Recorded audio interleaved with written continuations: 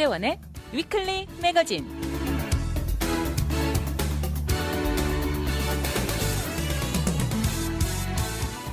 안녕하세요. 위클리 매거진의 문대원입니다. 소셜미디어에 한 번씩 오래전 사진이나 메시지를 다시 공유하라는 제안이 올라오곤 합니다. 보통 경우 그냥 넘어가지만 어느덧 15년 전에 지인에게 올린 내용을 다시 볼 기회가 있었습니다. 이렇게 소셜미디어를 한 지도 15년이 넘어가나 놀라기도 했지만 당시 그런 내용이 오고 갔었다는 것이 신기하고 새롭기도 했습니다. 이 기회에 지인과 연락을 주고받으면서 건강하자고 서로 다짐하기도 했습니다. 지구 반대편에서 이렇게 간편하고 손쉽게 소셜미디어로 연결되는 것을 경험하면서 미국 처음 이민 왔을 당시와 정말 비교된다는 생각을 했습니다. 그때는 마음먹고 한국에 있는 친구에게 전화 한번 하기도 힘들고 엄청나게 비싸서 학생인 당시 도저히 상상도 못했던 시절이었습니다. 온 세상이 정말 가까워졌습니다.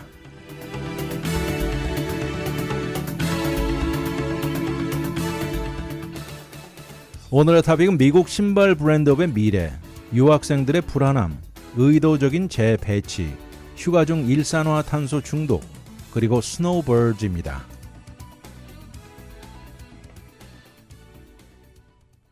지금 흔히 중국 같은 데 가면 보는 모습인데요. 중국 남부지방에 한 공장이 있습니다. 한 10명이 조금 넘는 중국 노동자들이 미국 브랜드 운동화를 수작업으로 꿰매고 있습니다. 구멍을 내고 운동화 줄을 넣고 있는 이곳에는 로봇도 없습니다. 실제로 미국 대형 브랜드는 이런 자동화된 로봇을 시도해 보았지만 이 모두 타산도 맞지 않고 실패한 이후 모든 것이 손으로 완성되고 있습니다. 이 공장의 이름이 슈벗인데요. 이곳의 사장은 제임스 가오라는 분인데 현재 납품하는 클라이언트 중 60% 이상이 미국 것이고 유명 브랜드들이 상당수 된다고 말합니다. 많은 제조업 중에서 신발 제작이야말로 손으로 하는 노동력이 정말 많이 필요한 업종이라고 합니다. 특히 미국 브랜드가 요구하는 것은 상당히 많은데요. 예를 들어서 신발 옆에 브랜드 태그를 붙이고 박스에 포장하기 전에 티슈 종이를 둘러쌌는 등 요구 조건이 많다는 것입니다. 그런데 전 세계를 뒤집어 놓은 트럼프 정부의 관세 정책으로 모든 미국 수입 제품들의 비상이 걸린 현실이죠. 특히 중국에서 들어오는 것은 최고 타겟입니다. 그러나 가오 씨 말에 의하면 신발 비즈니스는 로컬 인건비가 조금만 올라가도 본인 회사 같은 비즈니스는 인건비 낮은 것으로 곧장 이전해야 한다는 것입니다. 그런데 이런 패턴은요, 이 슈 비즈니스가 생겨난 이후 줄곧 그랬다고 말을 하면서 애초 신발 비즈니스는 유럽에서 시작해서 그리고 미국으로 이어진 것입니다. 가오 씨는 운동화에서 캐주얼 분야에 오랫동안 몸을 담아온 사람입니다. 특히 1995년 이후로는 지금 있는 것 동광 지역에서 신발을 만드는 사업을 해온 사람인데 그러면서 아디다스, 크록스, 팀벌랜드 같은 이 브랜드 신발을 만들어 온 것이죠. 1960년대로 되돌아가면 그때는 신발 공장은 대부분 일본, 브라질, 한국, 타이완으로 옮겨갔고요. 지난 30여 년 동안은 거의 대부분 신발의 제조업은 중국에 베이스를 둔 것입니다.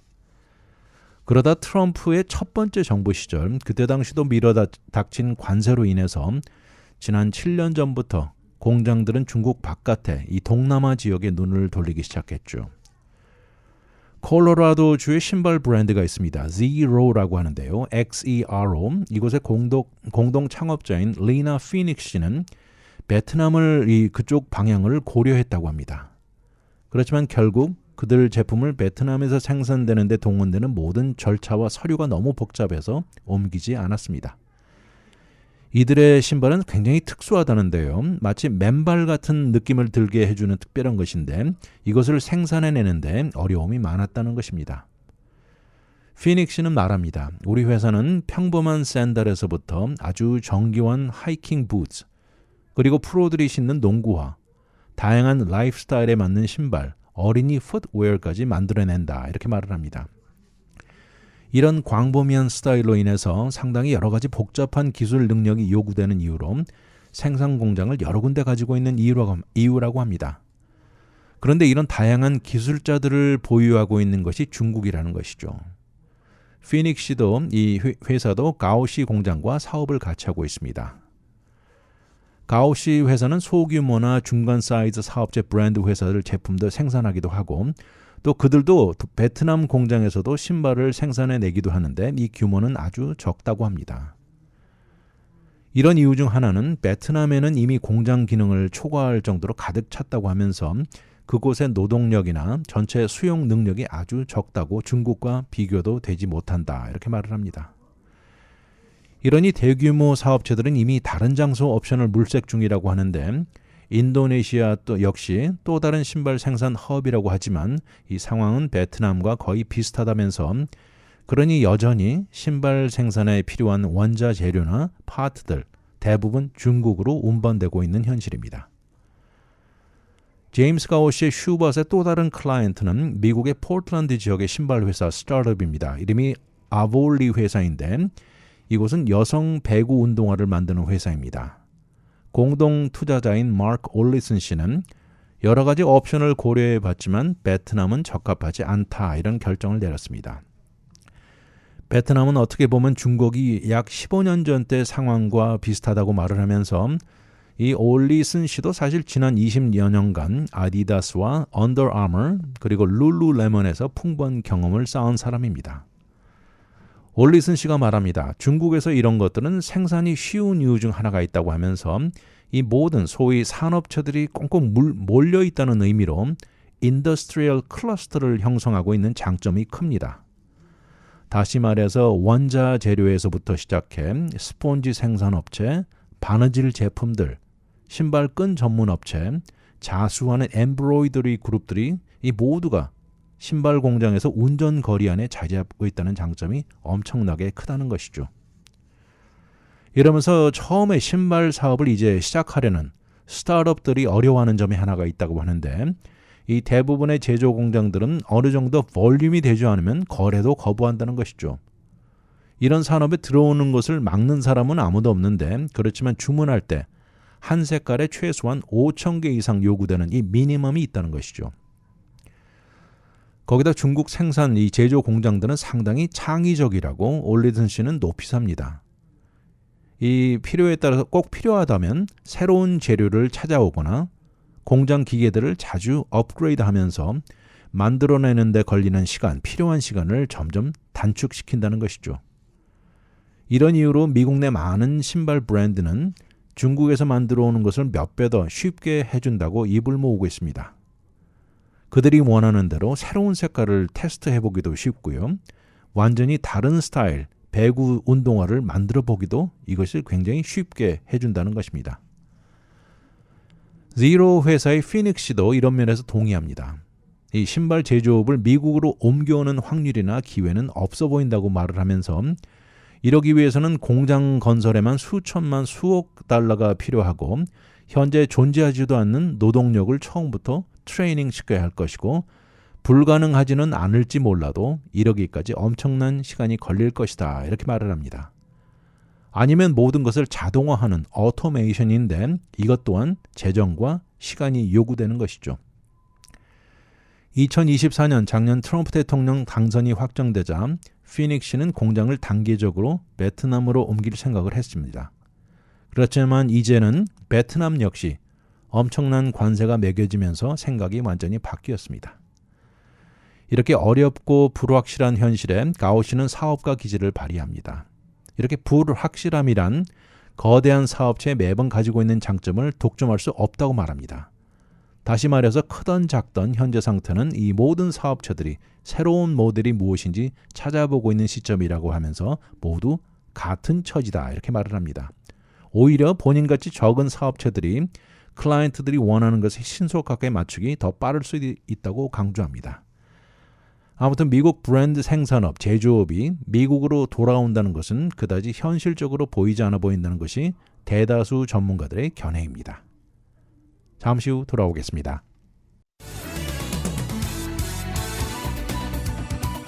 와이드 매거진 문대원의 위클리 매거진.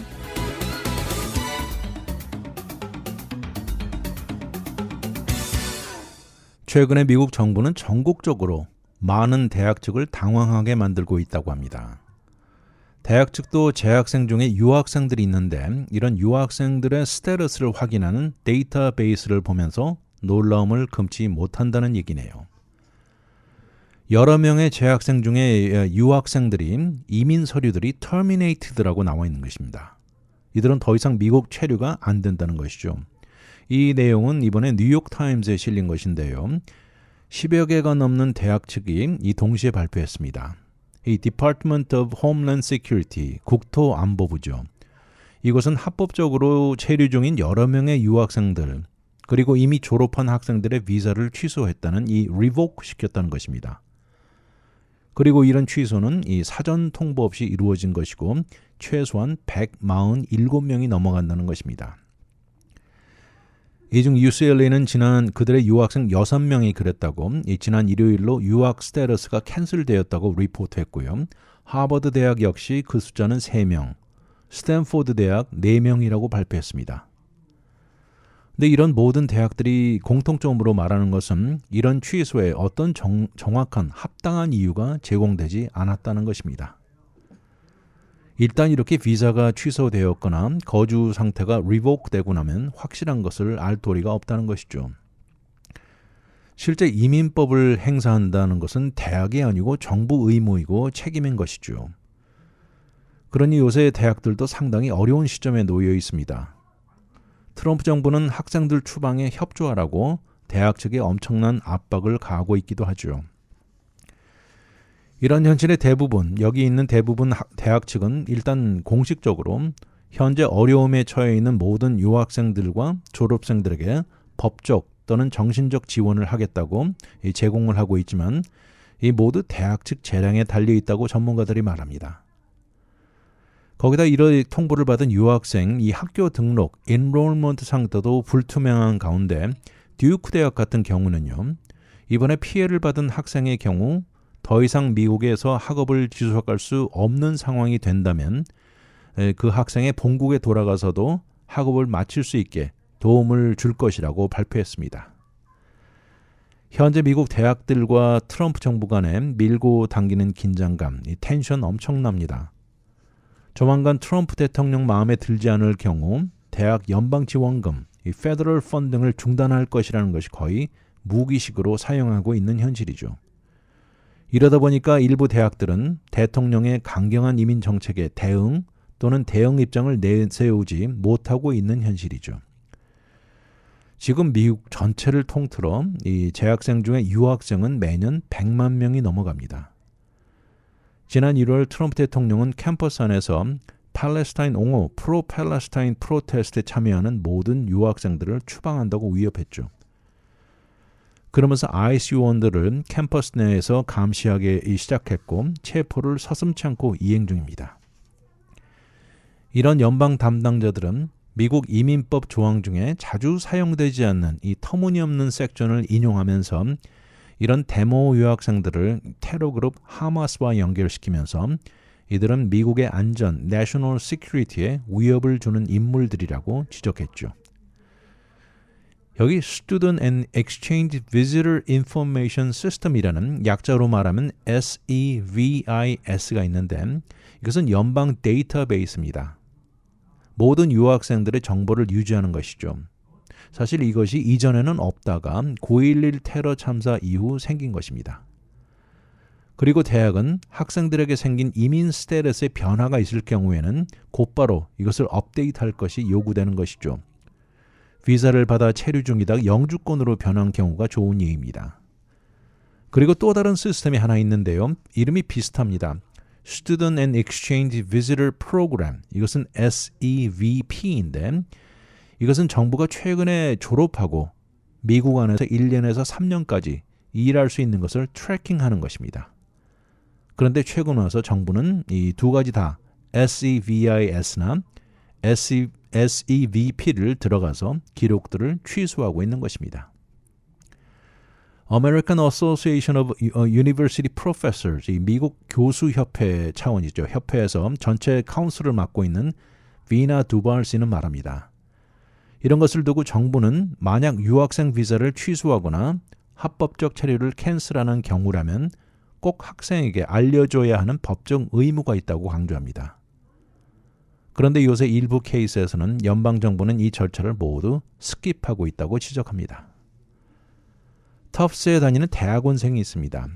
루메이사 오즈트럭이라는 학생이 있는데 지난 3월 25일 집 근방의 길거리를 걷다가 사복을 입은 IC요원들에게 체포되었습니다. 그녀는 서류가 취소되었다는 소식도 전혀 모른 채 일어난 일이었습니다. 그런가 하면 또 다른 케이스는 이 콜롬비아 대학원생인데요. 람자니 스비리바산이라는 학생인데 갑자기 나타나 그녀 아파트를 두들기던 IC요원들이 도착했습니다. 그런데 도착하기 불과 며칠 전 비자가 취소되었다는 통보를 받았다는 것입니다. 이런 상황이다 보니까 이런 모든 유학생들의 스테이터스가 어떤지 알고 있어야 하는 책임이 바로 이 대학 측 어깨에 떨어진 것이죠. 그래도 위에 말한 이런 경우는 알려주기는 한 케이스지만 어떤 경우는 이런 설명도 아예 없었다고 합니다. 대학들이 유학생들의 스테이터스를 SEVIS에서 정기적으로 확인할 것을 강조하면서 만약 변화가 있다면 학생에게 신속하게 알려야 한다고 말합니다.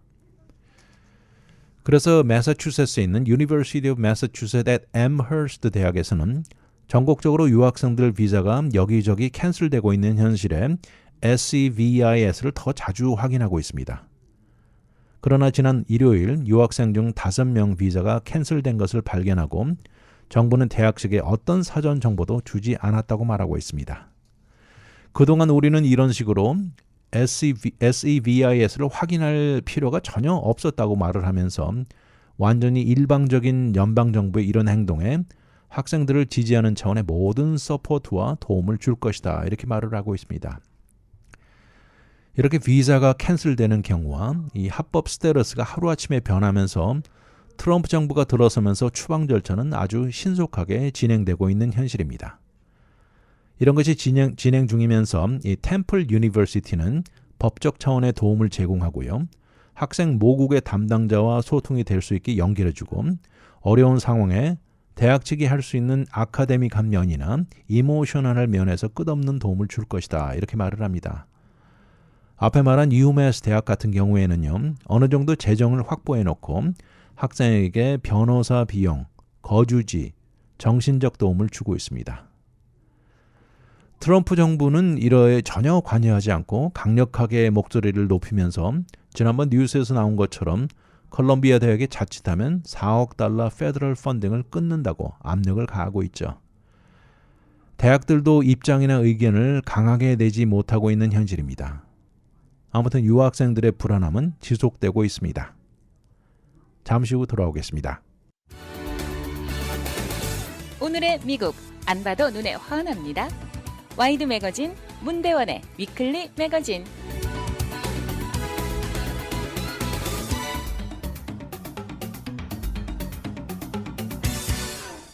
지난 3월 31일 월요일부터 이메일들이 속속 도착합니다.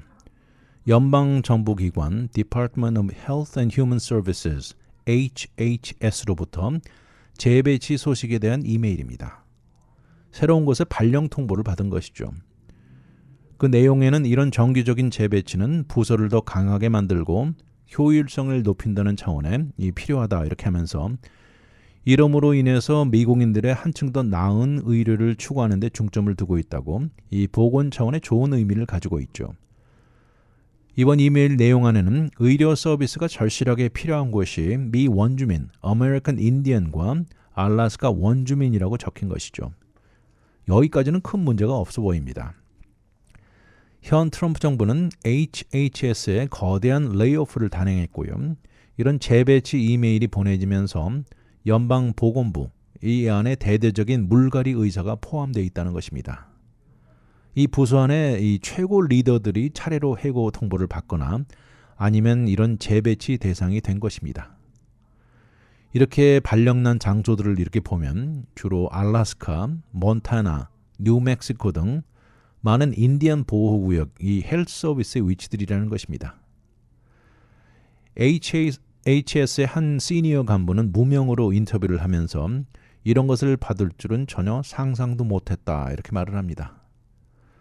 이메일을 받은 당사자도 당황했지만 사실 이것을 두고 인디언 보건 서비스의 최고 담당자는 이 윌리엄 치프 빌 스미스라고 있는데, 이분은 인디언 보건복지 리더의 변화가 필요할 때면 매번 법으로 인디언 부족과 컨설테이션이 이루어져야 한다고 강조하면서 이것은 기본적인 연방정부의 책임이라고, 다시 말해서 사전의 문의가 전혀 없었다고 말을 하는 것입니다.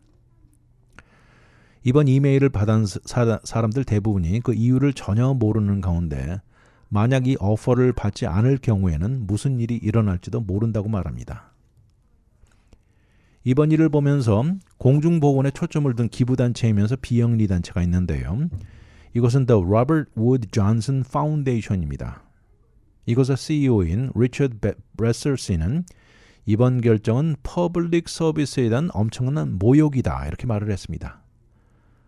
거기다 인디언 헬스 서비스에 인생과 몸을 바쳐서 이 부족 건강에 헌신한 의료 프로페셔널들에게도 엄청난 모욕이라고 말했습니다. 이번 재배치 과연 몇 명이 수락하고 움직일지 알려지지 않고 있습니다. 이것을 두고 그동안 민주당, 공화당 정부 하에서 지난 수십 년 동안 몸을 담았다는 한 간부급이 있는데요.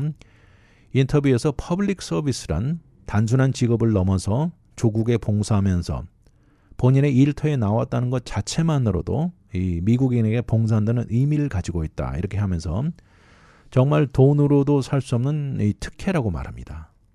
그래서 이번에 이메일은 정말 슬프다 이렇게 말을 합니다. National Institute of Health, NIH라고 그러죠. 이번에 재배치가 많이 이루어진 곳인데 바로 이곳은 지난 팬데믹, 코비드 팬데믹 당시 이곳의 보복과 연결이 있다는 주장이 있습니다. 팬데믹 당시 NIH를 리드했던 그때 닥터 앤토니 파우치 박사 기억나시죠? 이제 파우치 박사는 은퇴하고 그 자리에 NIH 디렉터로 닥터 지니 마라조 박사가 임명되었는데 이번에 마라조 박사 역시 재배치 이메일을 받았습니다. 그런가 하면 파우치 박사의 부인도 이메일을 받았습니다. 부인 크리스틴 그레이디 씨는 NIH 안에서 최고 생명윤리학자 바이오에티시스트입니다. 그리고 파우치 박사와 아주 가까운 친근 2명도 추가로 재배치 이메일을 받은 것입니다. 지난 2022년을 끝으로 NIH를 떠난 파우치 박사는 어려운 팬데믹 가운데서 영웅 같은 존재였지만 당시 트럼프 정책의 비난적인 입장을 숨기지 않았었죠.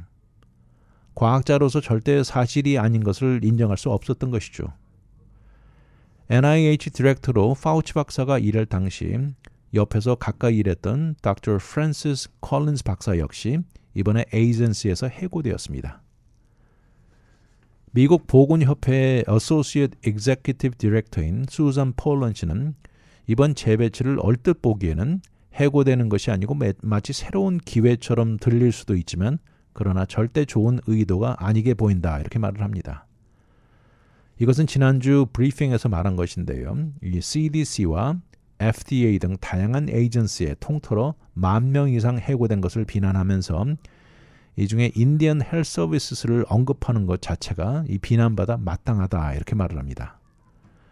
그녀가 말하는 것은 그들에게 절실한 정말 필요한 것은 갖춰주지도 않으면서 오히려 HHS 멤버들을 사임하거나 해고되는데 담보로 악용되는 것이다 이렇게 말을 합니다.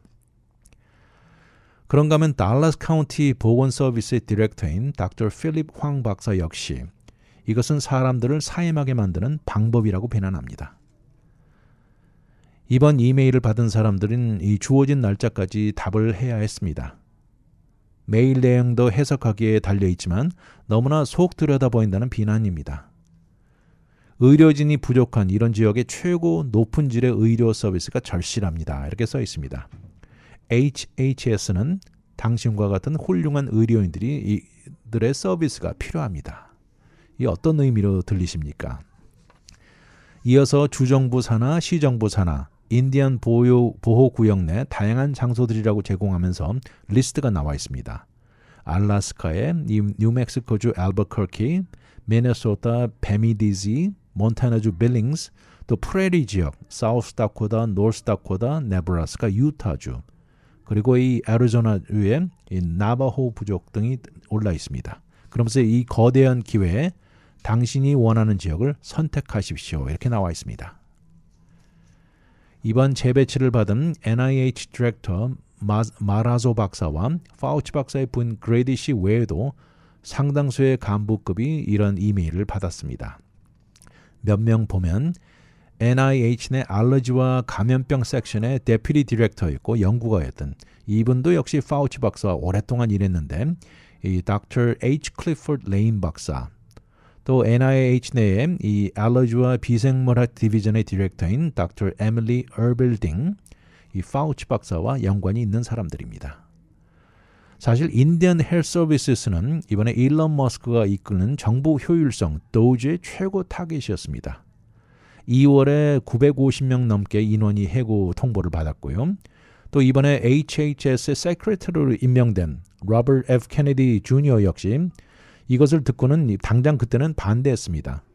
그래서 이들은 다시 재고용돼야 된다고 주장하면서 인디언 보호구역을 방문했습니다.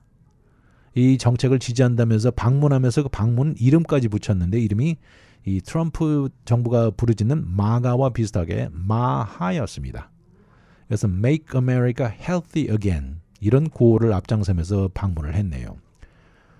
아무튼 최근에 해고 통지서나 재배치 오더를 받은 의료계 간부급들이 상당히 많습니다. FDA에서 백신 레귤레이터였던 Dr. 피터 마크스 역시 이번에 해고되었습니다. 잠시 후 돌아오겠습니다. 와이드 매거진 문대원의 위클리 매거진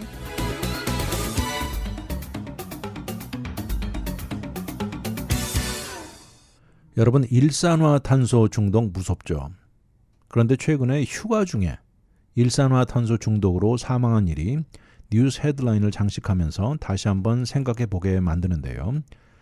우리가 상식적으로 들어본 것에 의하면 이 카본 모낙사이드라고 부르는 일산화탄소 학창시절 화학시간 기억나십니까? 이산화탄소는 이 두 개라고 해서 다이옥사이드고 일산화탄소는 한 개라고 모낙사이드라고 부르죠. 일산화탄소는 냄새도 없고 색깔도 없고 도무지 알아차릴 수가 없습니다. 이것은 보일러에서 새어나올 수도 있고요. 워터 히터, 가스 그릴, 다양한 부엌 어플라이언스에서도 나올 수 있습니다. 그런데 이것이 집안에서는 어느 정도 관리를 하고 주의를 한다고 해도 여행 중에 일산화탄소 중독이라는 것은 아예 생각도 들지 않죠. 최근에 일산화탄소 중독 헤드라인에 실린 이유 중 한 케이스는요. 바로 예전에 뉴욕 양키스의 야구 선수였던 브렛 가드너, 이 가드너의 14살짜리 아들 밀러 가드너가 사망하면서 많은 관심이 집중되게 만든 것입니다. 코스타리카의 전가족 여행 중이었는데요. 호텔 방에서 시체로 발견된 것이죠. 시간이 좀 걸렸지만 나중에 사망 이후로 일산화탄소 중독이라고 나온 것입니다. 이번에 가드너 가족에 발생한 이 비극은 절대 드문 것이 아니라는 것이죠.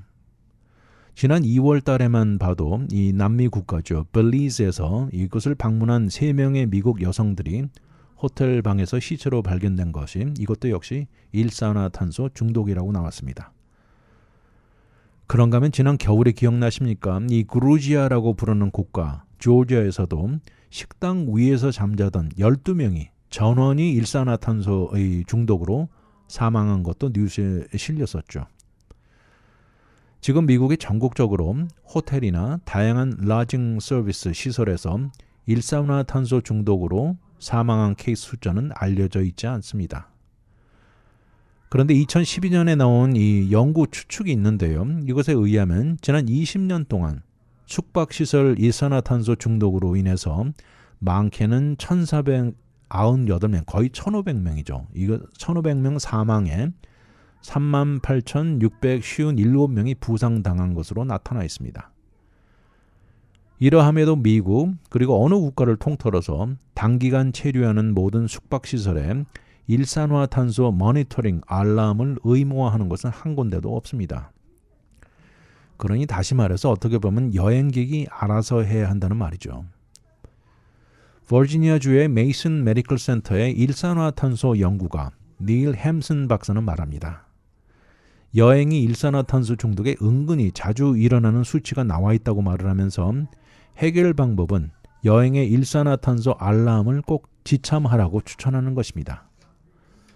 앞에 말씀드린 대로 일산화탄소는 이 석탄, 가솔린, 천연가스, 오일, 나무 등이 타면서 나오는데요.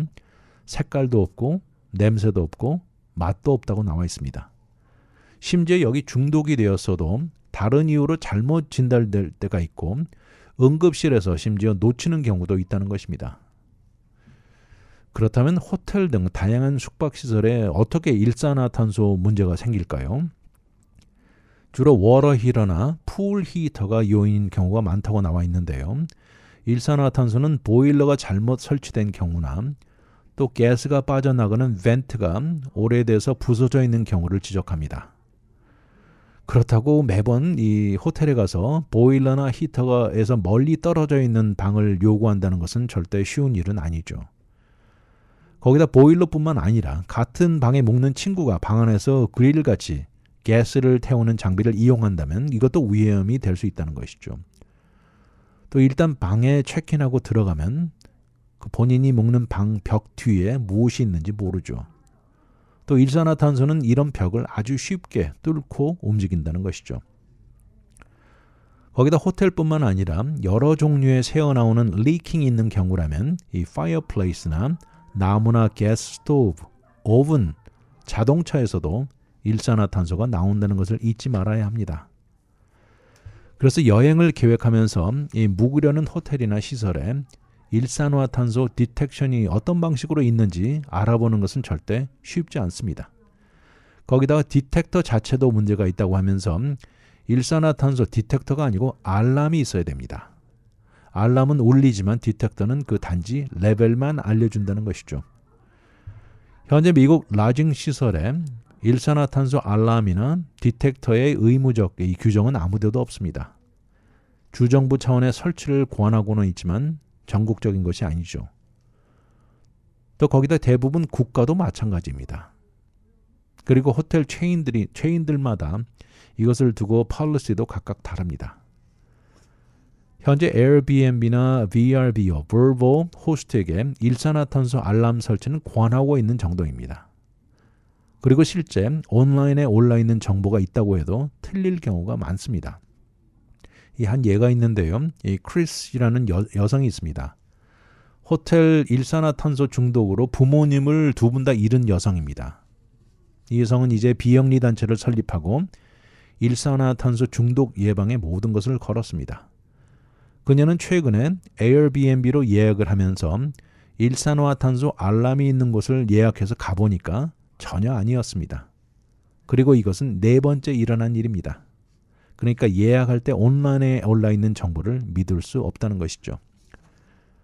이런 현실이다 보니까 결국 여행을 계획한다면 본인이 일산화탄소 중독 이 알람을 지참하는 것을 추천합니다. 가장 좋은 알람은 가장 낮은 레벨도 찾아서 알람을 울리는 종류이겠지만 지금 나와 있는 것 중에 UL2034 종류가 있는데 이것은 일산화탄소 레벨이 70ppm일 경우에도 알람이 울리고 1시간 이상 울린다는 것입니다. 이런 것들의 가격은 적게는 $63에서 $209까지 나와 있는데요. 본인 버짓에 맞게 하나를 구입하는 것을 추천하는데 그렇지만 실제로 낮게는 $20 선도 종류가 다양하다고 나와 있습니다. 어떻게 보면 생명을 구할지도 모르는 이것을 두고 절대 비싼 투자가 아니라고 말합니다. 만약 여행 중에 일산화탄소, 가지고 갔던 일산화탄소 알람이 울렸다면 매니지먼트에 즉각 연락을 취하고 당장 그 자리를 벗어나라고 말합니다. 여행 중에 일산화탄소 알람, 다시 한번 생각해 보게 만듭니다. 잠시 후 돌아오겠습니다. 오늘의 미국 안 봐도 눈에 환합니다. 와이드 매거진 문대원의 위클리 매거진.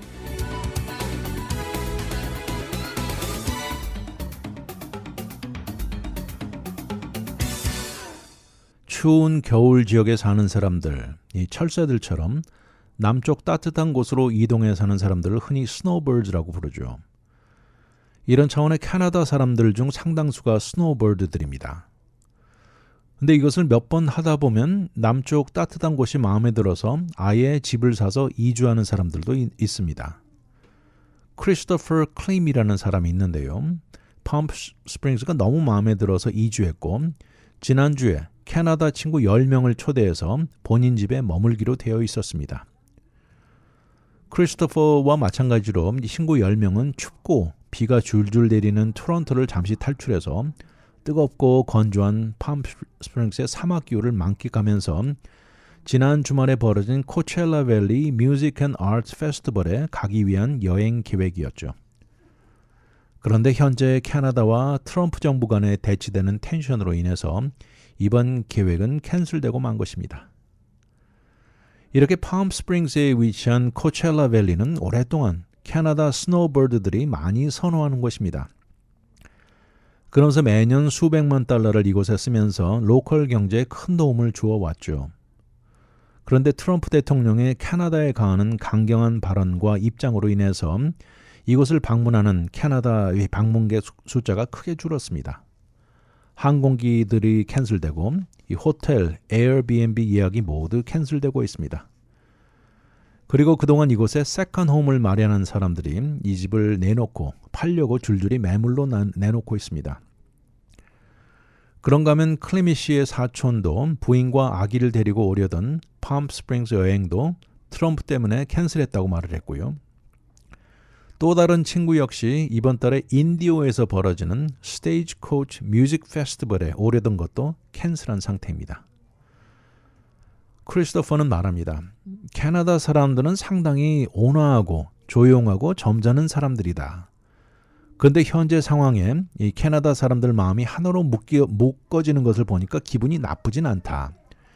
그동안 캐나다 사람들은 미국인들처럼 변한 것을 처음 본다면서 원래 미국인들은 엄청나게 애국심이 강하고 늘 싸울 준비가 되어 있는 듯한 그런 느낌인데 캐나다 사람들이 미국인처럼 변하게 만들었다 이렇게 말을 합니다.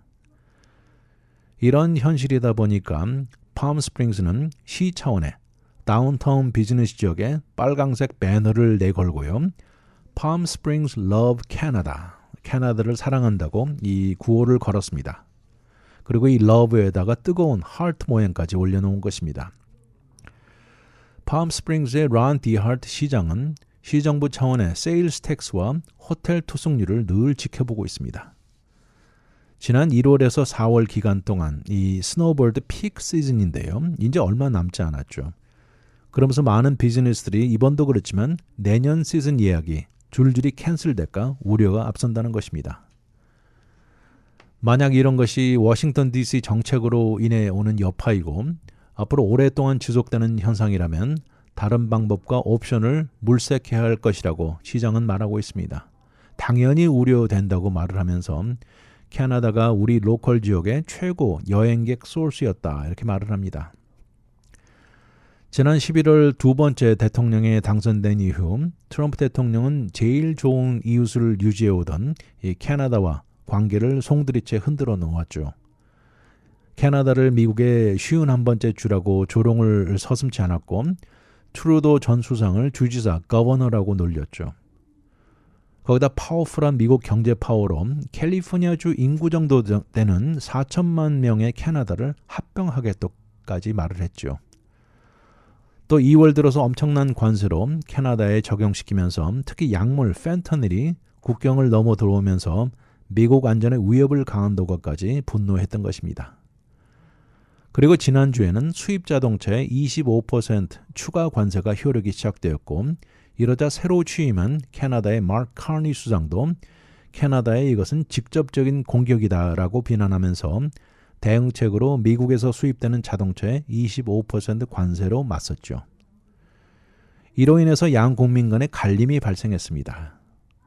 프로 운동 중에 하키 NHL이나 농구 NBA 경기 중 미국 국가가 나올 때면 캐나다 관중들은 비난의 부우 소리가 나오기 시작했고요. 많은 소매업체들도 미국산 리커나 캘리포니아 와인을 없애기 시작했고 또 선출된 많은 캐나다 정치인들은 캐나다 제품만을 살 것을 부르짖고 있습니다. 이런 차원의 팜 스프링스에 트럼프가 등장하기 전 이미 자리 잡았던 스노우보드들이 이제는 봄철이 오면서 캐나다로 돌아가는 시기는 하지만 여기서 떠오르는 질문은 과연 이들이 내년 겨울에 돌아올까 하는 것입니다. 두 개의 캐나다 항공사는 시즌을 좀 당겨서 임시로 생겨나는 이 왕복 노선을 마쳤습니다. 시즌이 마감되면 늘 중단되는 노선이지만 올해는 애초 계획보다 일찍 중단이 된 것입니다. 두 개의 항공사는 플레어 에어라인스와 웨스트젯 항공사인데 그들 노선이 팜스프링스에서 밴쿠버 그리고 위니펙 사이를 서비스하는 노선입니다. 시즌을 다소 줄인 것이죠. 이것을 두고 항공사의 대변인은 이 항공사의 이런 조절은 현 운영 환경과 수요에 맞춰 결정된 사항이다 이렇게 말을 했습니다. 그런가 하면 팜스프링스 지역에서 베케이션 홈 렌털 전문가인 이 케니 캐서디 씨는 캐나다 사람들은 팜스프링스 지역에 주로 한 달에서 세 달까지 장기 예약을 하고 온다. 그리고 매년 같은 프로퍼티에 늘 돌아오곤 한다면서 그렇지만 내년 시즌에 이 리부킹하는 숫자는 감소하는 것이 역력하다 이렇게 말을 합니다. 이런 변화는 내년 시즌에 역력히 나타날 것이고 이런 것은 숙박 예약이 줄어드는 것은 당연하고요. 로컬 지역의 모든 경제에 큰 영향을 줄 것이라고 합니다. 식당 매출이 크게 줄 것이고 모든 서비스들 타격을 받을 것이다 이렇게 말을 합니다. 2021년 연구를 보면 팜스프링스 지역의 부동산의 7%가 캐나다인이 소유하고 있습니다. 이것은 미국인 다음으로 많은 국민 소유라고 하는데 그 통계를 보면 코첼라 밸리에 30만 명이 넘는 캐나다인들이 매년 방문하면서 2억 3,600만 달러 이상을 쓰고 간다는 것입니다. 거기다 지난 2월 중순부터 미국으로 예약도 이제 크게 줄을 들고 또 큰 회사 차원의 큰 예약들도 70에서 80%나 감소했습니다. 이들은 이제 팜스프링스보다는 멕시코로 예약을 잡고 있다는 것입니다. 캐나다 정부는 이 정부 차원의 캐나다 국민들에게 미국 국경을 넘을 때 불필요한 정도로 심하게 조사받을 각오를 하라고 경고까지 내놓은 것입니다. 한 캐나다 스노우보드가 말합니다. 이번 4월 말에 팜스프링스의 여행 계획을 잡아놓았던 것인데 추운 데서 벗어나 풀장 옆에서 조용히 휴식을 취하고자 했습니다. 직행 노선도 있고 가자 팜스프링스로. 그렇지만 이것을 캔슬했습니다. 미국 정부는 캐나다인을 무시하고 경멸하는 느낌이 든다면서 내린 결정이라고 말하고 씁쓸한 표정만 짓습니다.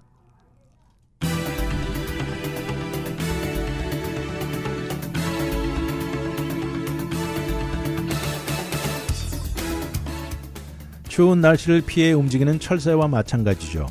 특히 추운 캐나다 기후로 겨울철에 찾는 가장 선호하는 곳이 바로 팜스프링스입니다. 그런데 이제 캐나다 철새 스노우보드들의 움직임이 크게 줄어든 이유는 바로 트럼프 대통령의 이웃 캐나다를 향한 발언들 때문입니다. 미국의 51번째 주라고 부르는 데다가 전 수장을 미국 주지사 정도 취급하는 것을 좋아할 캐나다인들은 아무도 없을 것입니다. 캐나다를 무시하고 아랫사람 취급하는 것은 경멸당하는 기분이라는 것이 이해하기 어렵지 않습니다. 결국 미국 것을 싫어하게 되고 미국 물건 구입도 멀리하면서 그들의 불쾌함을 나타내는 것입니다. 현재 유럽의 상당수 국민들도 미국 여행 계획을 다시 마음먹는다는 소식은 거의 매일같이 뉴스를 장식하고 있습니다. 그러나 당장 캐나다 사람들의 팜스프링스 방문이 줄어들면서 이것에 크게 의존하고 있는 팜스프링스의 로컬 경제는 앞으로 크게 타격을 입을 것으로 보입니다. 위클리 매거진은 인터넷을 통해 다시 들을 수 있습니다. radiokorea.com에 들어와 다시 듣기를 누르시고 편안한 시간에 들으십시오. 또한 위클리 매거진을 유튜브에 들어와 RKTV1540을 통해서도 들을 수 있습니다. 지금까지 위클리 매거진 진행의 문대원이었습니다. 감사합니다.